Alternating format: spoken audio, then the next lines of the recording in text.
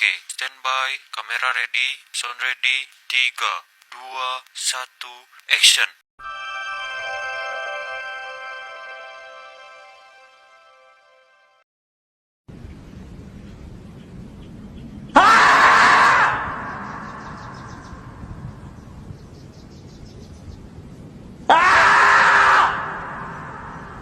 A few moments later.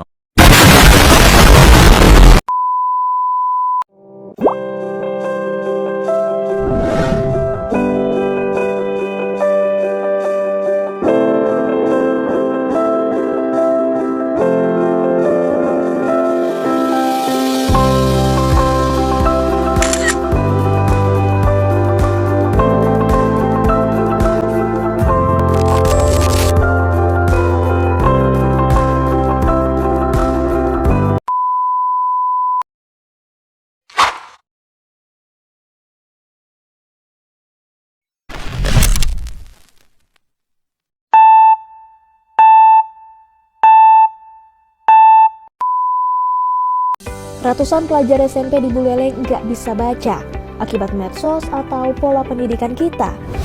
Dinas Pendidikan Pemuda dan Olahraga Disdikpura Kabupaten Buleleng, Bali mencatat sebanyak 363 pelajar SMP di Buleleng tidak bisa membaca.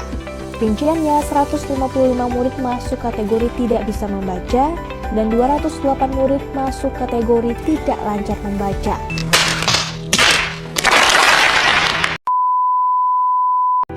Setelah saya menyimak video berita yang berjudul ratusan pelajar SMP di Buleleng tidak bisa membaca akibat medsos atau pola pendidikan kita, saya menyimpulkan bahwa berita tersebut membahas tentang anak SMP yang belum bisa membaca dengan baik.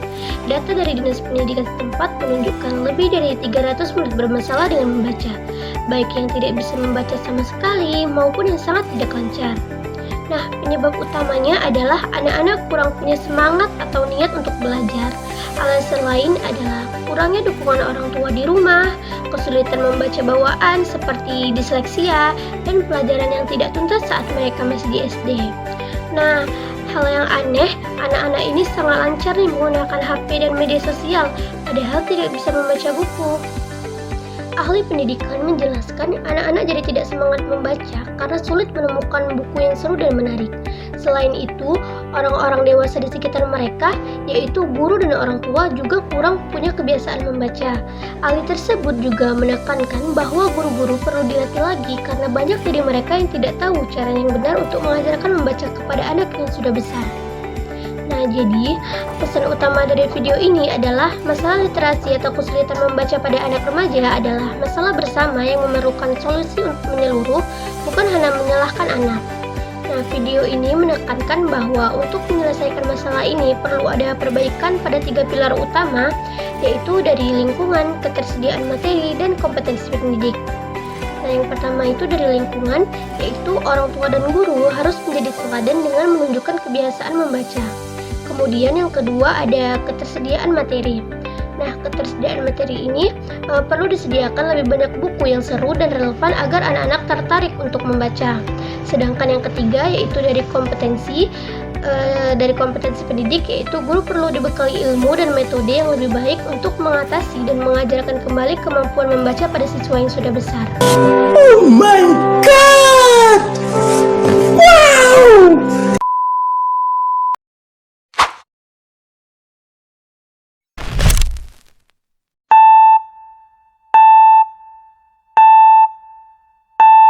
Kabupaten Aceh Tamiang adalah salah satu kabupaten di Provinsi Aceh dengan ibu kotanya Karangbaru. Kabupaten ini berada di perbatasan langsung dengan Provinsi Sumatera Utara dan dikenal sebagai gerbang masuk Aceh dari Medan. Luas wilayahnya sekitar 1.957 km persegi dengan jumlah penduduk lebih dari 312.061 jiwa. Secara administratif, Aceh Tamiang terbagi menjadi 12 kecamatan dengan 216 desa atau kelurahan. Mayoritas masyarakatnya adalah suku Tamiang dengan bahasa dan budaya khas, bercampur dengan pengaruh Melayu dan Aceh. Perekonomian daerah ini didukung oleh perkebunan kelapa sawit karet, pertanian, serta perikanan darat dan laut.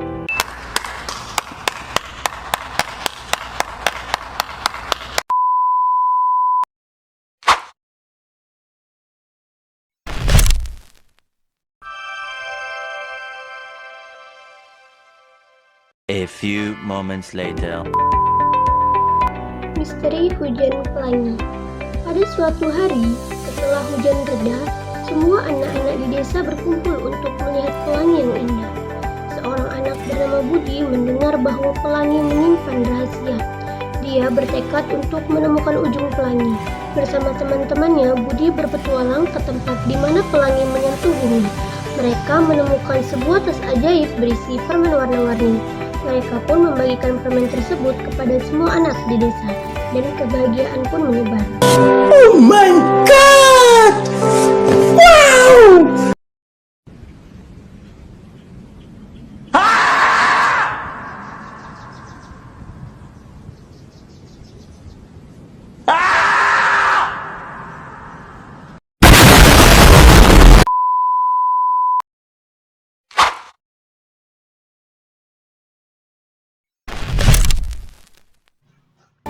Cerita misteri hujan pelangi ini bagi saya sangat menarik dan penuh makna, meskipun hanya berupa cerita anak sederhana.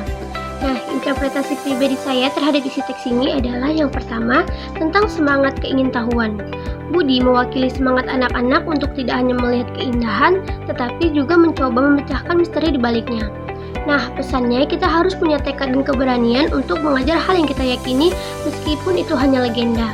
Yang kedua, ada kekuatan persahabatan. Budi tidak berpetualang sendirian, dia mengajak teman-temannya, dan ini menunjukkan bahwa petualangan dan upaya besar akan lebih mudah jika dicapai dan dilakukan bersama-sama. Kebahagiaan menjadi lengkap ketika mereka berbagi bersama. Yang ketiga, ada makna kebahagiaan yang dibagikan. Penemuan tas berisi permen bukan hanya untuk dinikmati Budi dan teman-temannya, tetapi dibagikan ke seluruh desa.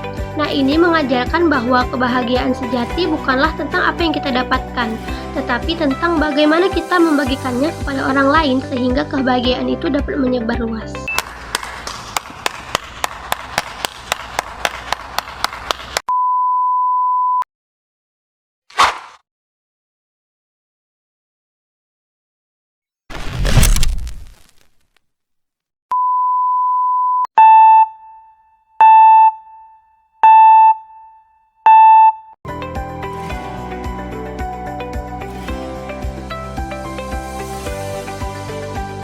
Ringkasan makna atau pesan yang diperoleh dari 3 keterampilan di atas adalah rangkaian tugas ini memberikan pelajaran holistik tentang pentingnya literasi dan komunikasi yang efektif.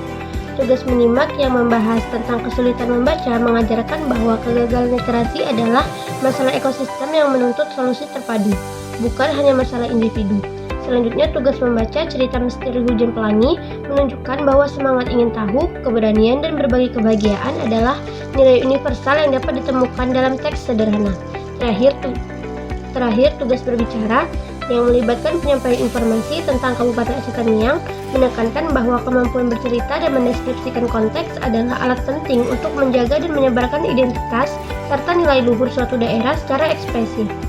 Ketiga keterampilan ini menyimpulkan bahwa penguasaan bahasa tidak hanya untuk menerima dan memproses informasi, tetapi juga untuk bertindak nyata dalam mengatasi masalah literasi, meneladani nilai-nilai baik, dan melestarikan budaya lokal. Oh my god! Wow!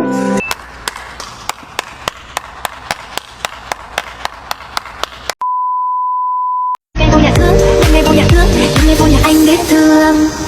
Giây phút em gặp anh là em biết em si tình.